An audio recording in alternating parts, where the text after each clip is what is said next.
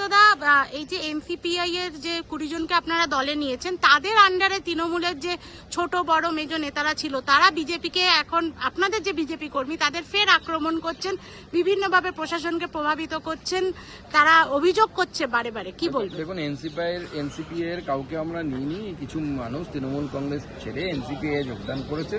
এনসিপিআই NDA তে এসেছে। কিন্তু বিজেপি কর্মীদের উপরে যদি কেউ ভাবে যদি কেউ এইভাবে অত্যাচার করবে, তাহলে আমি পুলিশ প্রশাসনকে এখান থেকে আবেদন জানাবো যে আপনাদের মাধ্যমে যে এদের বিরুদ্ধে ব্যবস্থা নেওয়ার জন্য। বিজেপির কর্মীদেরকে মারধর করে কেউ যদি ভাবে যে বিজেপির কাঁধে চড়ে নাচবে, আমরা সেটা হতে দেব। সামনে পৌরসভা কর্পোরেশন ইলেকশন, এরা বলছেন যে আমাদের জন্য দরজা খুলবে, কারণ আমরা এনডিএর শরিক। দেখুন, বিজেপি তার নীতি অনুসারে চলবে। বিজেপির নীতি খুব স্পষ্ট।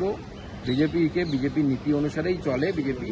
সেই জন্য যারা ভাবছেন, যারা স্বপ্নে হালুয়া খাওয়ার স্বপ্ন দেখছেন আর কি ঘুমের মধ্যে, তাদের সে স্বপ্ন পূরণ হবে না।